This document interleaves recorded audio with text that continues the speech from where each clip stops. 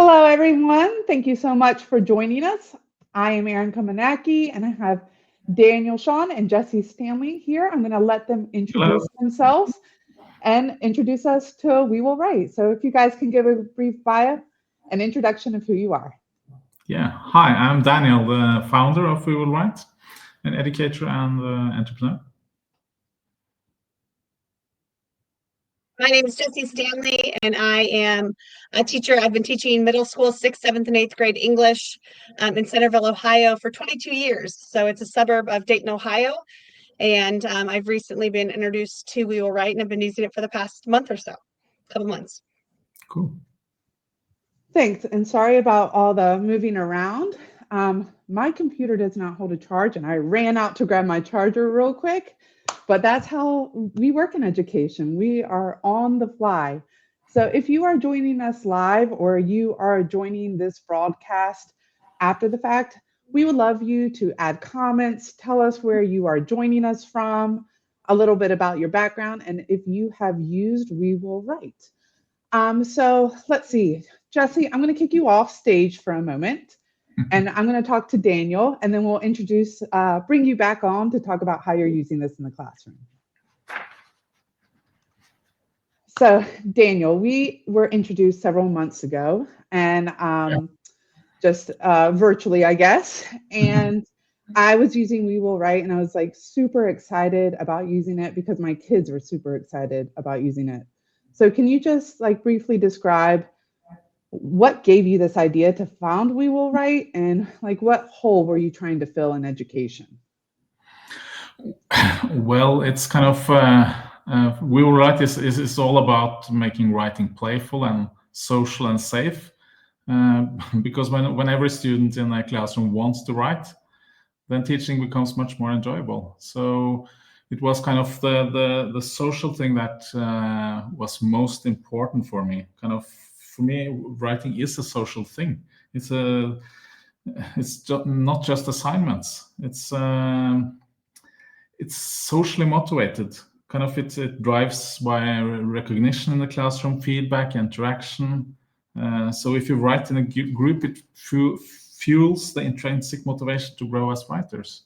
That's kind of the thing we try to do. So what I want to try is to help create classrooms where students look forward to write together, because I think the motivation is so much stronger in a group than just delivering assignments. So that was my starting point. And I have a very personal background story if you want to. Yeah, I would love to. And I do want to say that I have seen exactly what you've wanted to do, like your reason for creating it, the excitement. I have seen that every time that I have used We Will Write, and I am a middle school teacher, and so that is hard.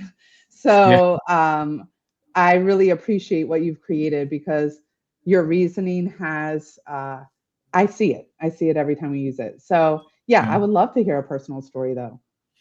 Yeah, because for me, I've been doing this for a long time. 10 years ago, I set out to kind of help my youngest son how to learn to read at that time. He was born with a kind of severe hearing problem, so he needed extra support. So that was my kind of starting point into EdTech. But experts kind of warned me that pushing kids too early can backfire. So that leads to frustration and loss of confidence.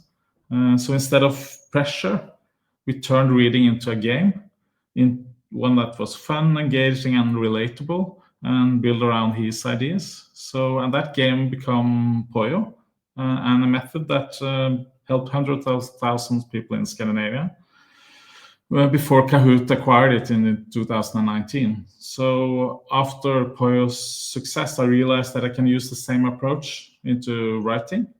So as a father of sons, now they are 12 and 14, I see firsthand how the art of writing is fading. I know teachers see that as well, all around.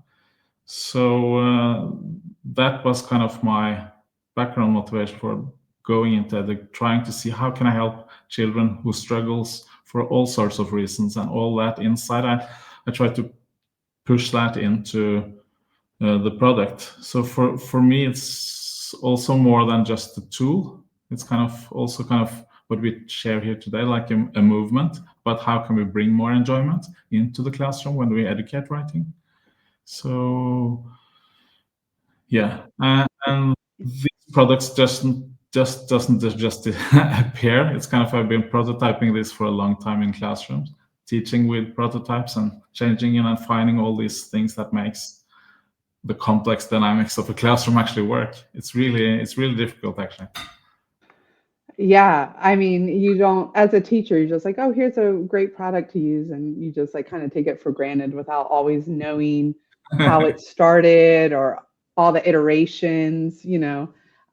So I appreciate having contact with you and the open line of communication. And if you are new to WeWillWrite, I have to say, like, Daniel and his team are here to listen to teachers and listen to all the feedback. The changes that are happening with WeWillWrite are super quick. They're like happening at lightning speed. If you are someone that used WeWillWrite, you know, back in October, it is a lot different now. And there's so many more like discovers and ability to create challenges and new things. So even if you have used this in the past and you were thinking, oh, I don't know how often I can use this, please go back to it, look at it again. Jessie and I are going to be sharing how we use it in our classrooms. And so I hope you gain new ideas, or if you haven't used it, hopefully you can think right now ways that you want to incorporate it into your classroom. So thank you, Daniel. Any last words before I kick you off stage and bring Jessie back? No, I just we're really excited to see what teachers are going to use this tool with now, when it's possible to create whatever content you're up to. So I'm really excited to look what you want to share tonight. Yeah. And can you let us know, like, I'm a teacher, I use WeWillWrite, but I want to learn how other teachers are using this resource or find a community.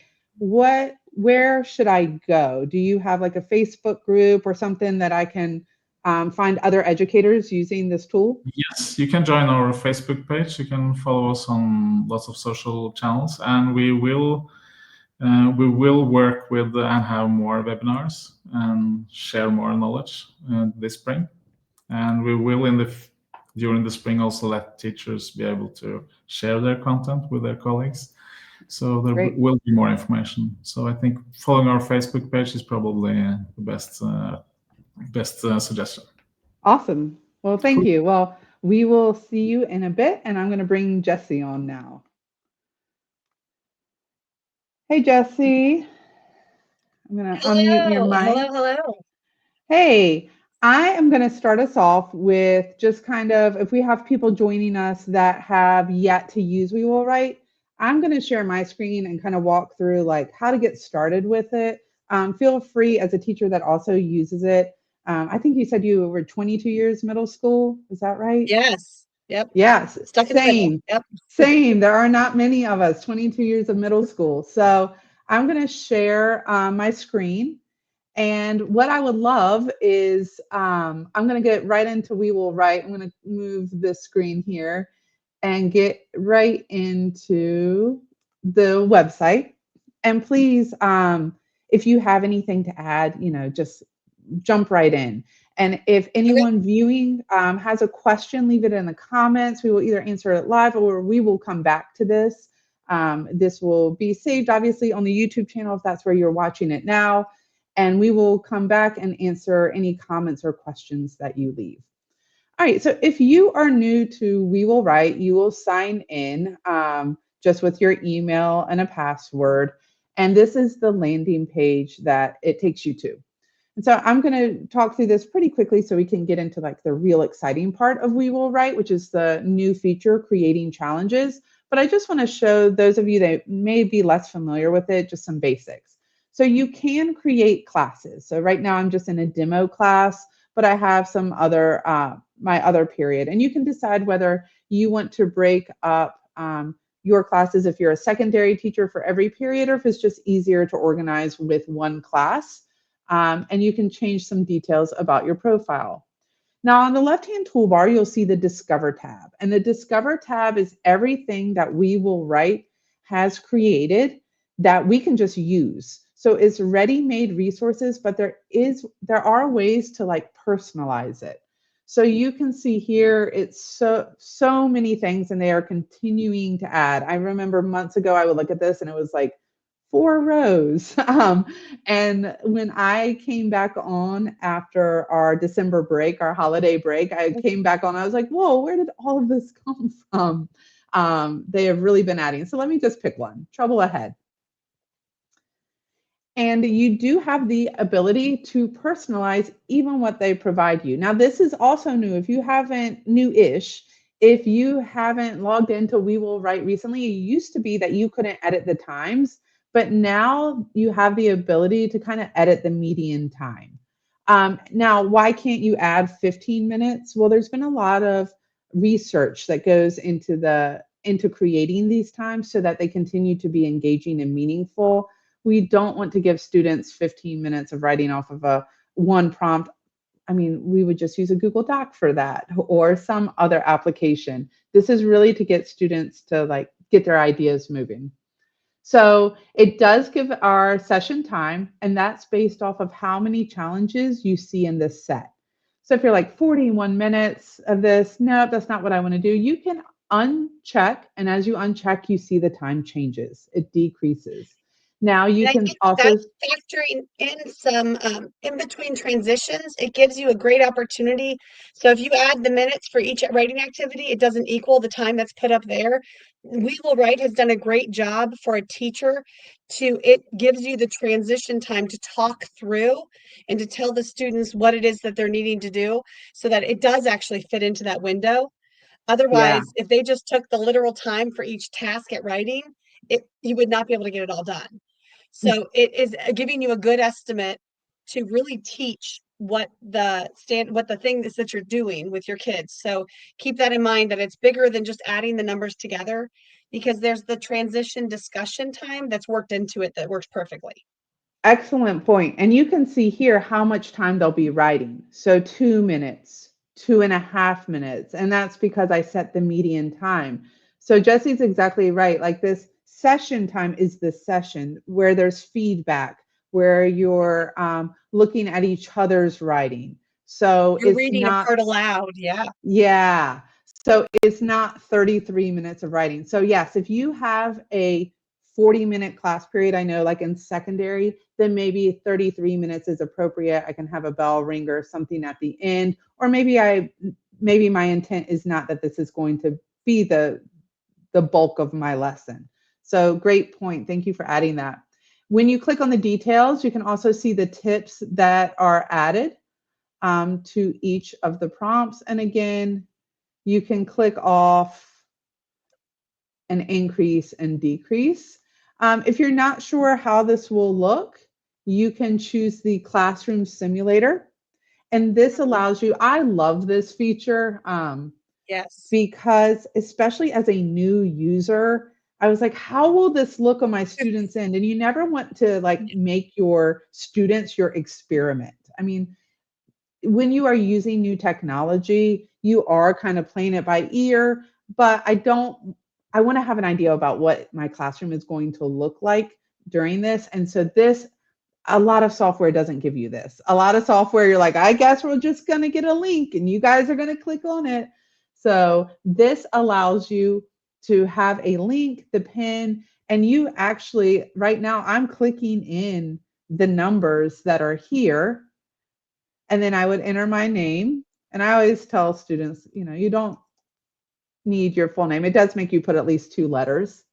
And then here it's simulating as though I have bots. It says I have 8 bots and 1 student. And it really guides me through the process and what it looks like both on the classroom screen, like at the front of your room, and then the student screen.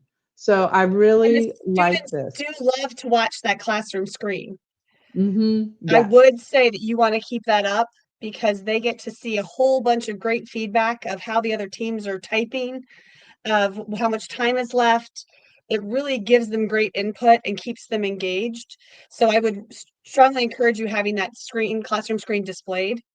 Yeah. So what Jesse's talking about is this left-hand side as students are typing on the teams. It's like, whoa, our team's written 100 words. Look at us compared to another team. So this gets them to be competitive. And there's some other features as well on the student screen. They didn't pop up here, but they have two little tags on either side. Let's see, where it will give you like the topics, like some details to help them, as well as what their teammates have written. So we weren't able to see that probably because I wasn't typing in and neither were the bots, but there are some scaffolds there as well. They then will choose, once the time is up for the prompt, they will then, and as a teacher, you might want to reiterate the criteria. You might want to pause and say, okay, remember, this is what we're looking for. This was the goal and the purpose of our writing. Yep. And then students have the ability, with that in mind, to look at their team members' writing and choose which one from their team they felt was strongest. Now, in my class, we make it completely anonymous. And I think this might be, I'm going to click off of this. I think it's just lagging me a little bit because it's live. It's completely anonymous. So the students don't know whose team they are on. And I think that keeps them engaged as well and helps with the voting be a little more objective. Would you agree with that, Jessie? Yeah, and it does prevent them currently right now from voting for their own team.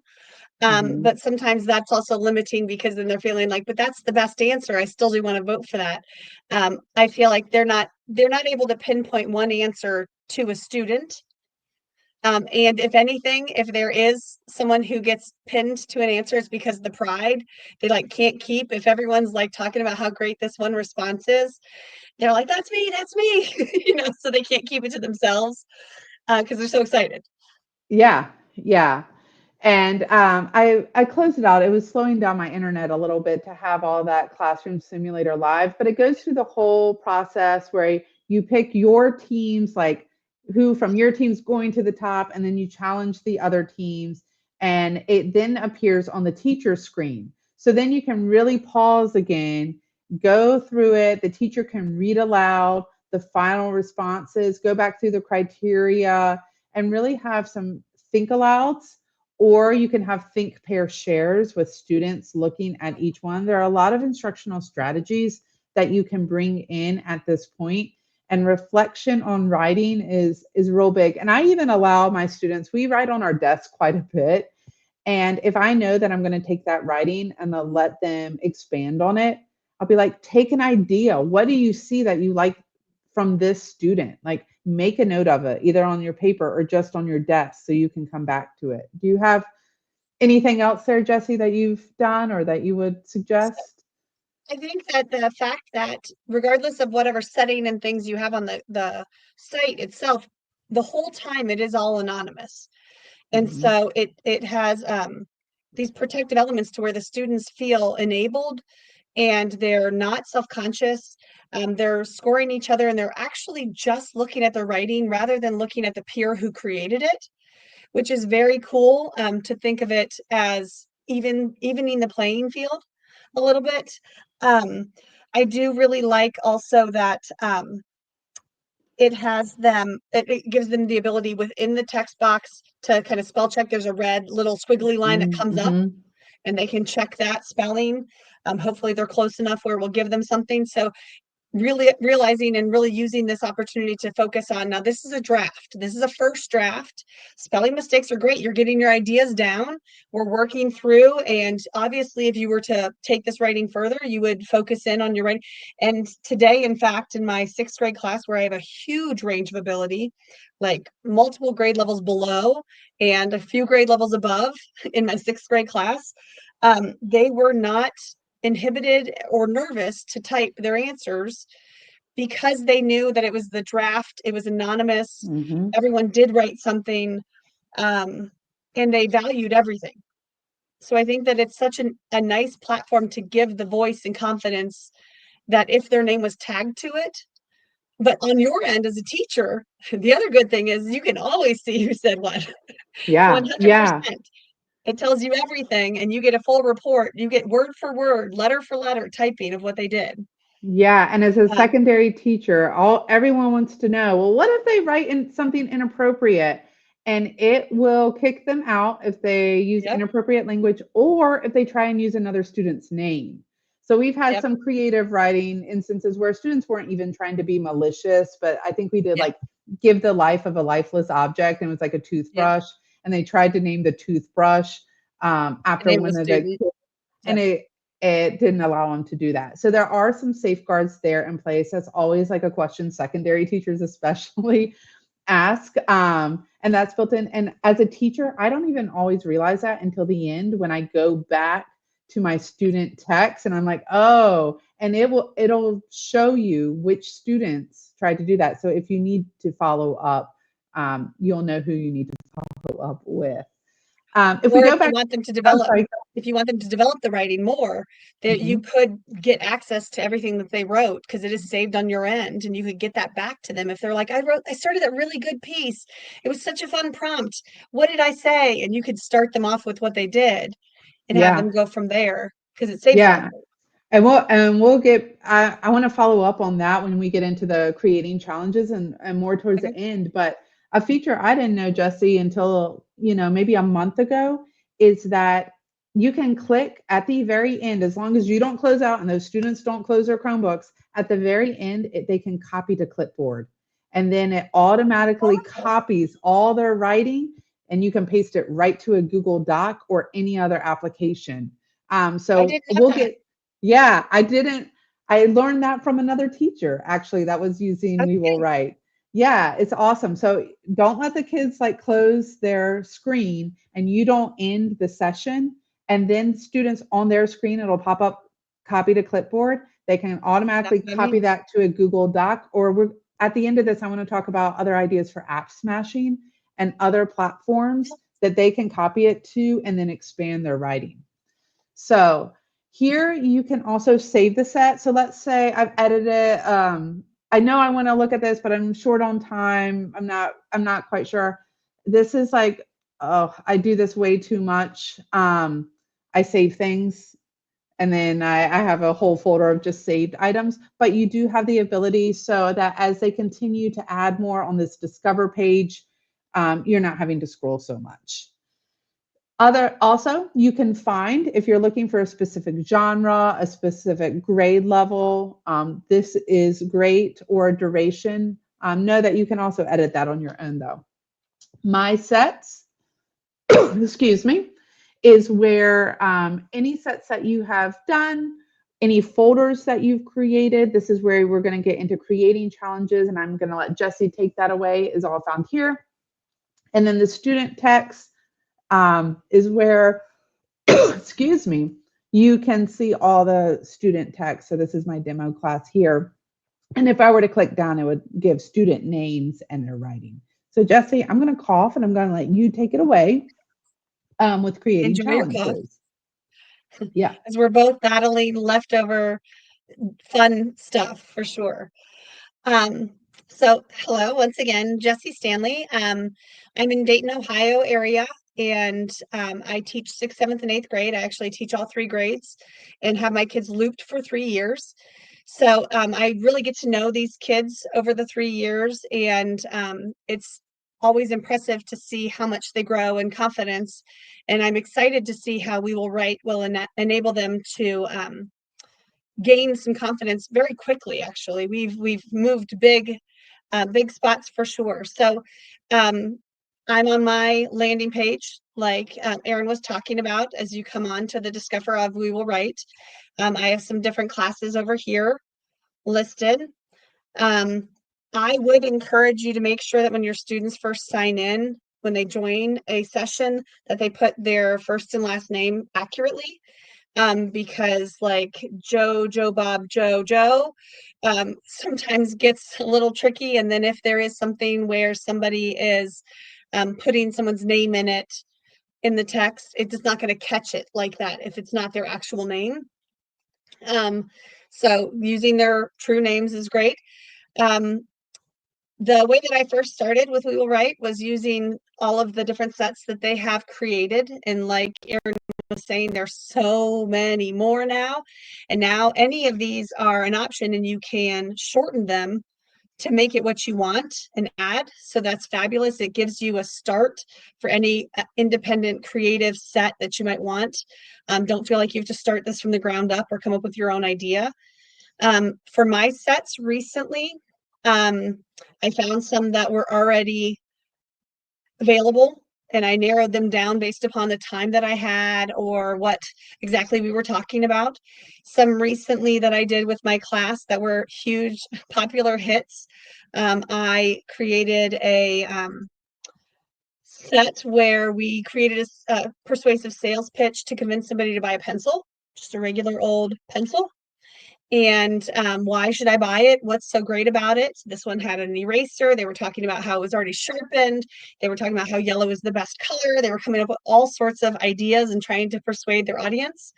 And some of them were being super goofy of the different things you could use a pencil for, like scratching your head or picking your nose or things like that. It's middle school.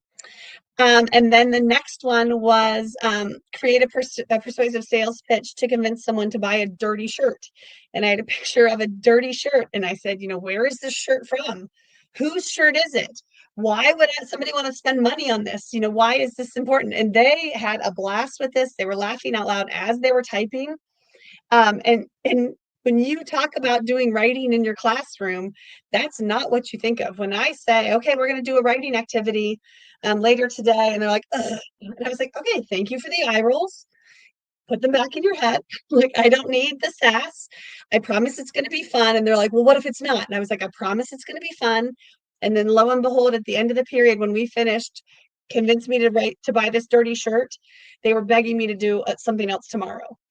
Every time. And Erin, I'm sure you're getting it as well, whether it's a silly thing or even academically based on a text that we've read. They are so excited and they're quiet. They're like when they're typing.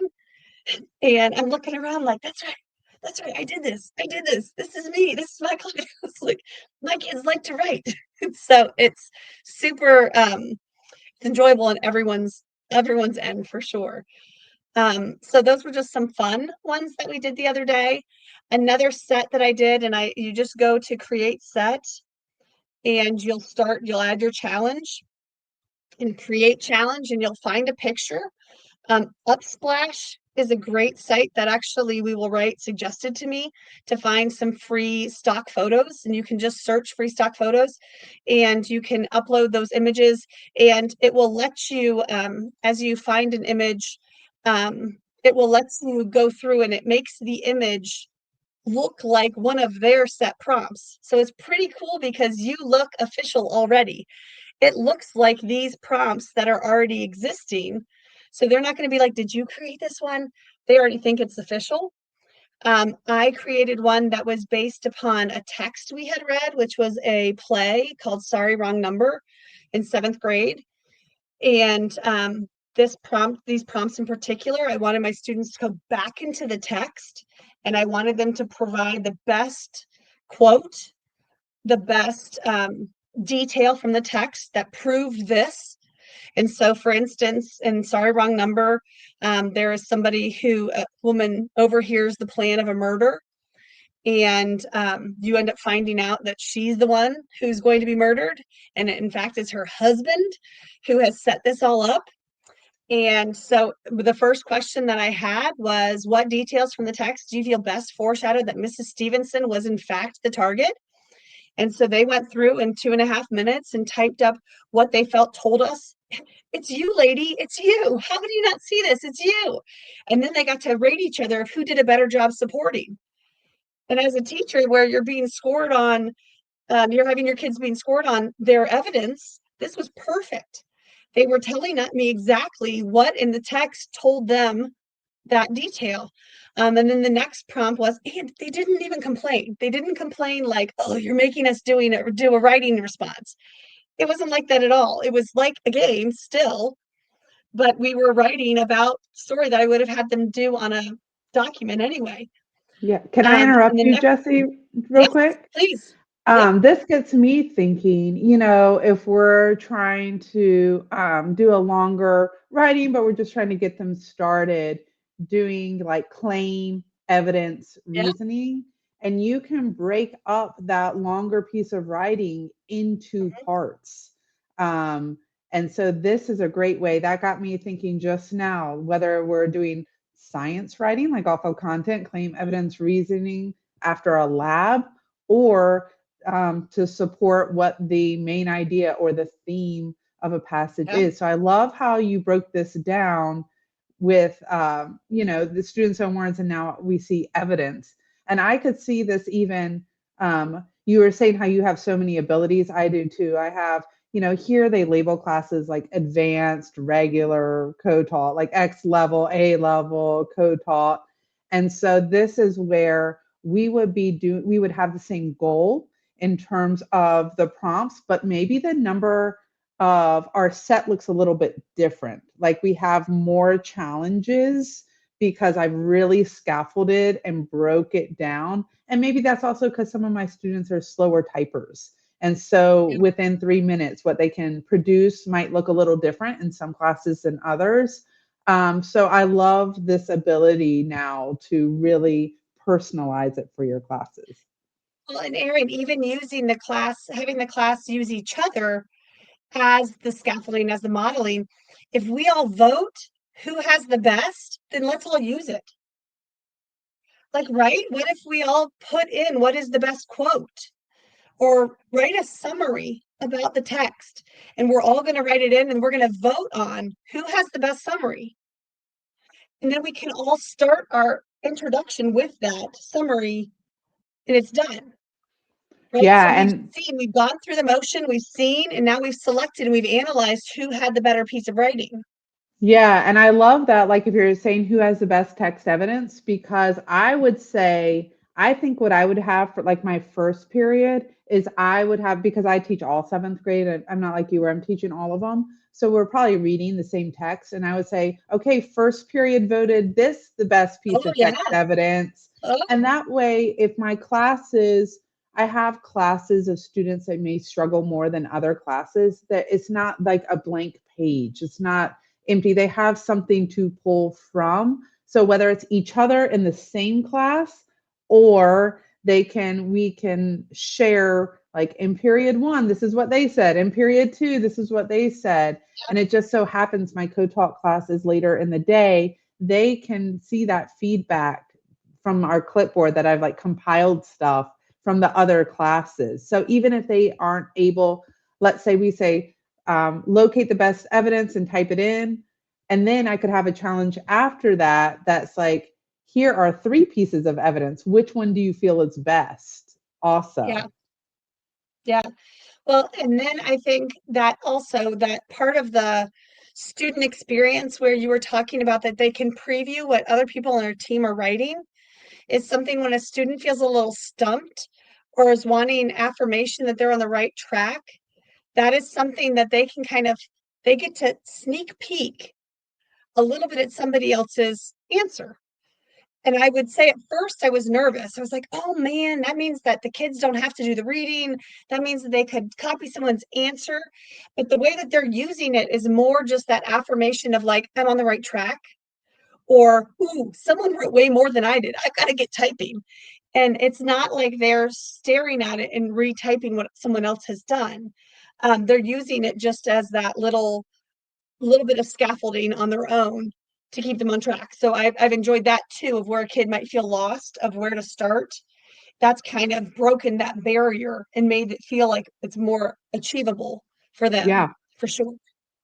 Yeah. I love The that. other prompt, yeah, the other prompt I did, where I was trying to really pull out that response to literature aspect, was, like I said, the husband in the movie or in the play was the one who had set up the murder of his wife. It's fabulous, an old radio drama. Sorry, wrong number. And it said, what detail do you believe best indicates that it was in fact Mr. Stevenson who arranged arranged the murder? See, it's okay to have typos. It works. And the kids went through and they had to find that quote and support their answer with that.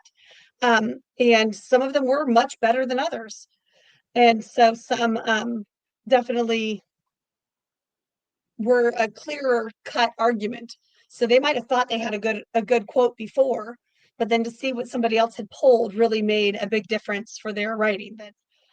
One other thing that I've used, even just today, when you're worried about some of these things, say they take 20 or 30 minutes, we had a little bit of extra time today in 6th grade. We were doing breaking down a state prompt sort of thing and talking about like what is it asking us, and a lot of kind of lecture note taking stuff. And I asked my co-teacher, I said, do we think we're done? Do we think we got enough for today? And he said, yeah. And I said, okay, let's do a writing. We'll do a We Will Write. And the kids were like, yeah, because we had done the silly ones before. So we did this, describe the event, and I just had gone into my sets and then create a set, and I found a prompt, just a picture that was already there, and I just selected this one. It took less than 10 minutes. So it was my wrap up to my class. And they were hooting and hollering and laughing and having such a good time at the end. And the things that they wrote is it was just this one activity, and it takes about 9 minutes. And then at the very end, they all become published. That's something else I wanted to make sure I said. Erin, you were telling me about that clipboard. That's awesome. At the very end, one of the best things, and it's so silly, but for them, it's so huge.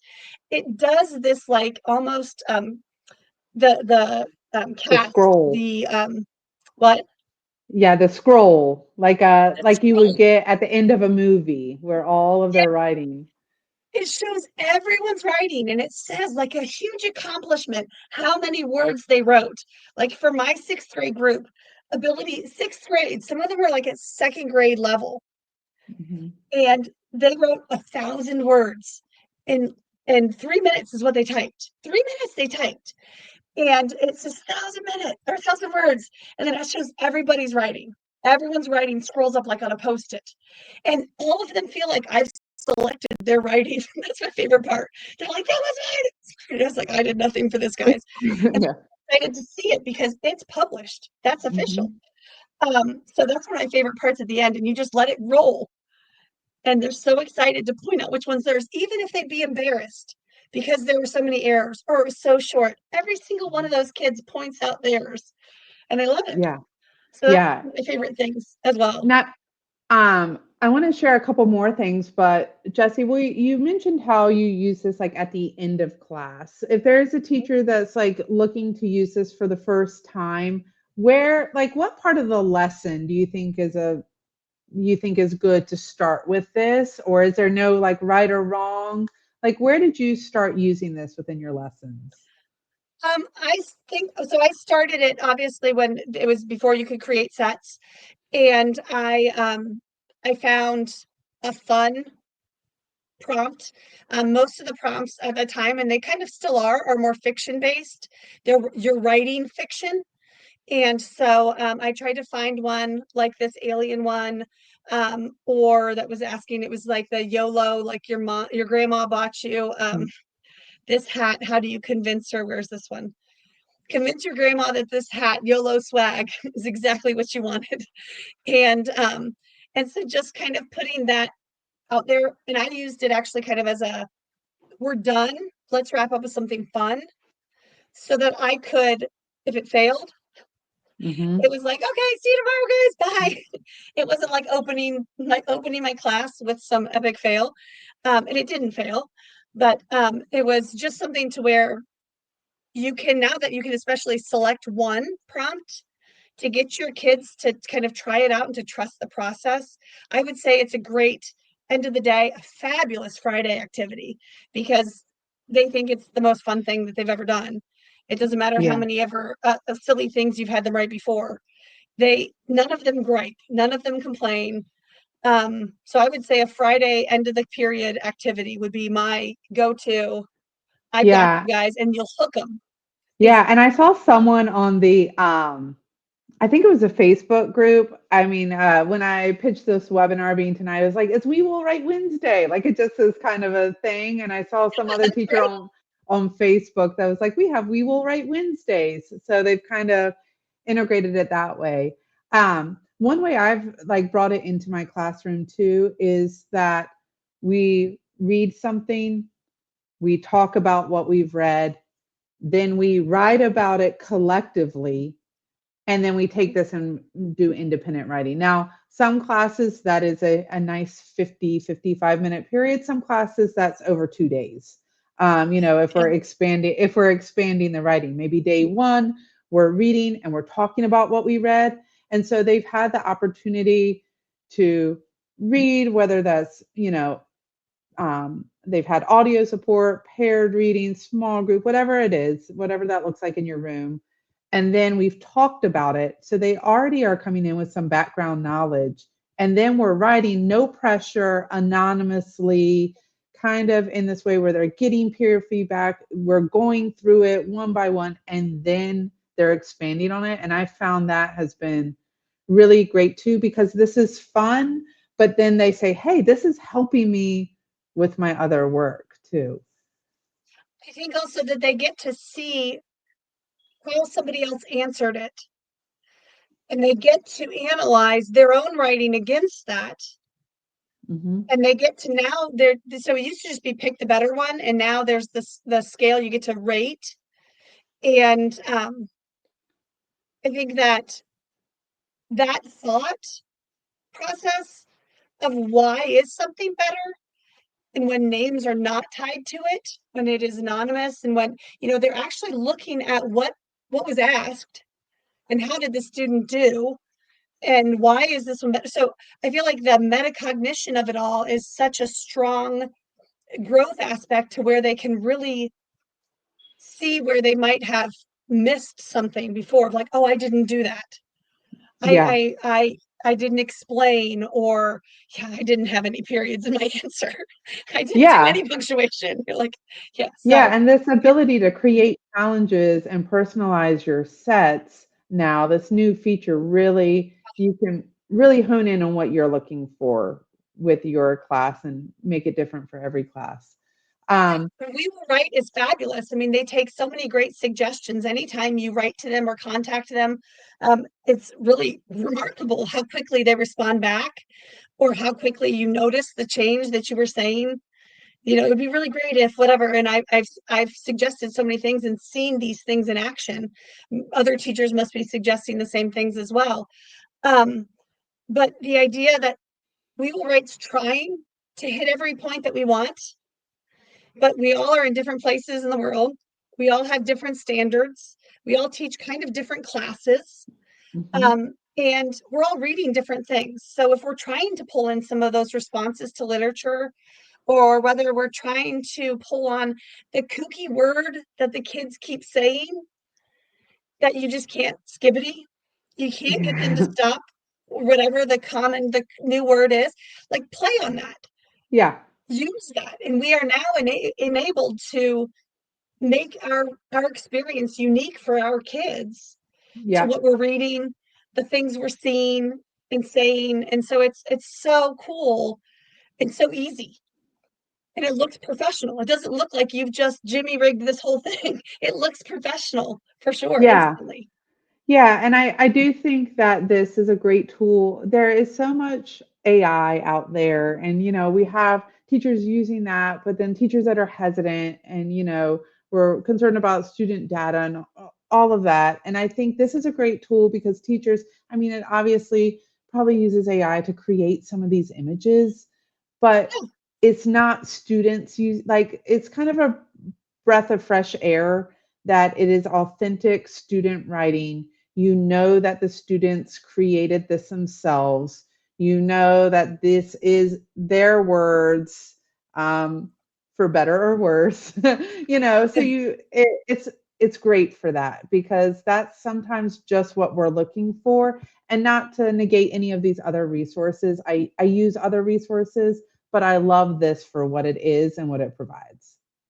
Well, and I think that having the kids, where we're talking about getting feedback from AI, and we're talking about looking at writing and getting someone to analyze the writing, what better peer review is there than having this friendly competition or this opportunity to see the multiple takes of one prompt, it really enables us to get more eyes on students' writing than what we're capable of doing ourselves.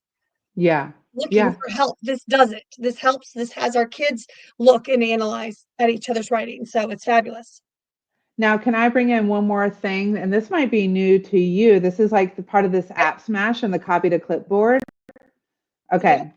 So I'm going to share my screen again. And actually what I'm going to share, because I have blurred out some of the sensitive information, is this slide deck. And so Jessie, you can take this link too. I'm going to put it in the comments, tinyurl.com/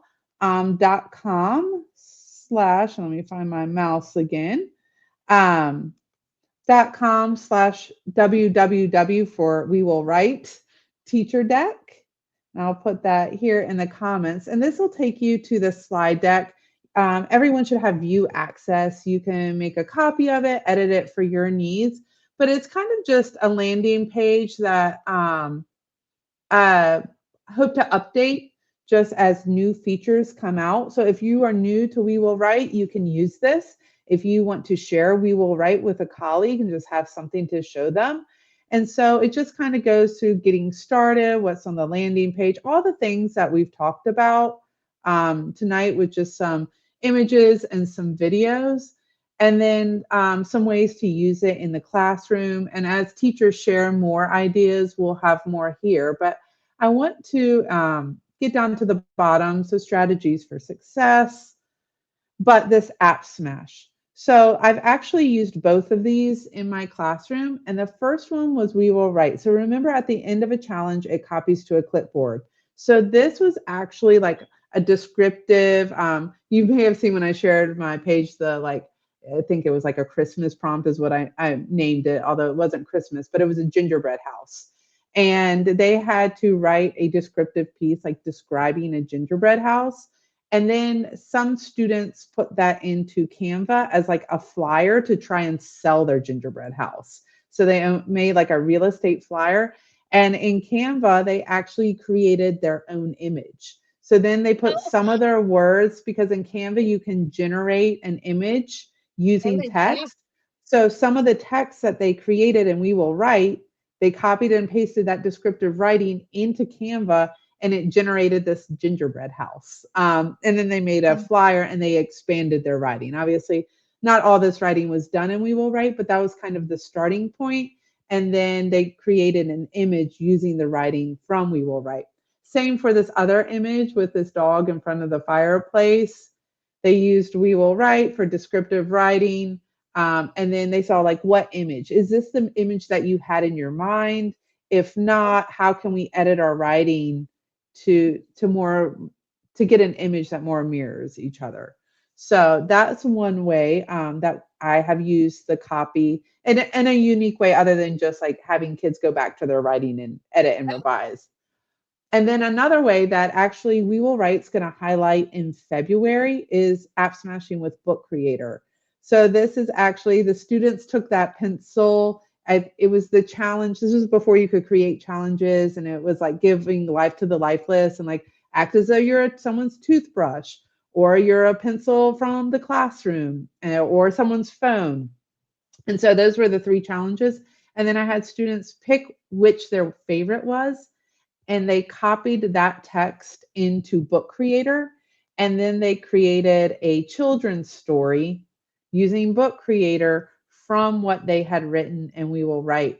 And in February, we actually, Daniel has some of the Book Creator members coming in and talking about like the Book Creator features that really meld really well with WeWillWrite. But the fun part about this is I have a 7-year-old at home. So I told my kids, I'm going to read all your books to my 7-year-old, and he's going to vote which one he likes best. So make it good. Don't make it boring. So I wanted to share those because maybe those are ideas for you too in the classroom to use. Yeah, no fun. And just once again, authentic writing, real writing for real audiences, and then giving them that opportunity to see what their writing becomes. that AI generator, the Canva image thing, I've used a couple of different times. But even thinking about if you had them, all of the parts of WeWillWrite, where you write the fiction parts, you're writing the villain, you're writing the setting, you're writing whatever, it'd be really cool to take those, when you mentioned that, Erin, take those and throw those into the Canva creator and see what image they come up of your villain that you've described, right? Or talk about your super pet, or talk about the setting, and to see, did you do a good enough job? Did you really come up with enough detail? And how much fun that would be, because WeWillWrite, I think the foundation, and whether you meant this, Daniel, or not, it started so much in fiction writing and getting those creative stories just going, that you had so many good kind of creative, exploratory, all over the place prompts that just allowed the kids' imaginations to go wild. And so to now then have something that will try to generate a concrete object off of like a concrete image, that's really cool. It's because it takes all that. Yeah. And I think your point about this kind of metacognition, that the students are analyzing their text compared to their peers. And I think this with also thinking about like what an image they generate and kind of look back at their text. And I think this is really, really helpful for children to learn quickly and understand and see patterns. And I usually use the term, what makes something good. I call this inductive teaching. It's kind of, instead of we kind of being really narrow of what we want them to learn, it's kind of open challenges, and they write, and we kind of help them close in later, but they can see a lot of different directions and patterns. It's really helped me give feedback when we want feedback, because typically if it's just like within a Google Doc, we get feedback at the end, or they see their peers work kind of more towards the end. And this is providing feedback before the like edit revision phase, and that they can compare at that point, which makes feedback more valuable, because it's not, they haven't seen it as done yet. You know, when you're once it's submitted, it's done. Well, what good is any feedback? So this thought process kind of being in the middle is excellent. And it's really hard for them at this age to write the disposition, to kind of make a structure. Is kind of really, really hard. So this helps to kind of build some kind of a mind map or a story map of different potential stories before they kind of dig into it. I did want to put in the, I'll put it in the comments here. If you want to, this is another link. It takes you to a Google form. So if you want this resource, the slide deck, I've shared the link here. But if you want to fill this out, if you would like PD credit for attending, if you want to be added to the list from WeWillWrite, they'll have your email. They can send you out when the webinars are, new features. If you want to get on their mailing list, complete this Google form, and someone from WeWillWrite will add you to their email list and blast when new features come out. And also we can send you a certificate for watching and attending if you'd like to receive, if your district honors those for PD points or recertification points. So we are nearing the hour mark. Daniel or Jessie, are there any closing remarks or things you want to end us with? I mean, I think one of the coolest aspects of this amazing enterprise here, this big company that's doing these great things, it's still a small company that is listening to its users, that it's coming out with so many things. Like Erin had mentioned earlier, like it seems since December, it's grown exponentially. So you definitely want to dip your toes in a little and try it. And because there's obviously going to be a lot more that's coming out. And the possibilities now that we can create sets really are endless, because it can be as unique and authentic as your teaching is in your classroom. So I'm just so excited that creating the sets is now a thing, because it's going to be big. Yeah. Daniel, could you leave us with like one thing you guys are thinking about, or one feature you've heard teachers really want, and kind of like give us a little tidbit of what we might see? I think the one thing I've been thinking mostly about lately, and we're working with, is kind of make reports more kind of to give teachers more feedback based on the session. So we're thinking about sending out an email to teacher with a summary, and have some kind of over time summary, so we can kind of follow your students through a semester and see how they progress. So that's because I think that would help teachers a lot. Since a lot of these challenges are quite free and open, it's really important to kind of follow up on students and see what they actually learn and what you need to focus on. So that's something we're looking into, if we can guide you kind of, now we see that the class actually mastered this and this Common Core standards. These things they need to practice more. And then we can maybe give you that guide, so we know which challenges or which other tools you should look into. It's always going to be capital letters and periods. Come on, it's always going to be capital letters and periods. Yeah, for a long time. No, I love that. And as someone that was a special education teacher, like on the special education end of things, to see data and growth over time, and if we are moving towards a goal, I mean, you'll have a whole new demographic of teachers wanting to use this and using it because of that feature. So that's amazing. Well, thank you guys. Thank you everyone for joining us, whether it's live or watching this recorded session. Reach out to Daniel or anyone from the WeWillWrite team. They will follow up with you for sure. Jessie, are you on any social media platforms, Jessie? Are you part of the Facebook group? Or no? So we're lucky to have found you. So I scour the, I scour the Facebook page from time to time and try to add ideas on social media. So I like to shout out like stuff I love. So if anyone has any questions, and this is one of my handles here, you can reach out and I'd be happy to, if you want to test something out. I'm happy as a teacher to combine our powers together. So thank you everyone for joining us. And I'm sure we'll be seeing y'all soon. Yeah. Bye. Bye-bye.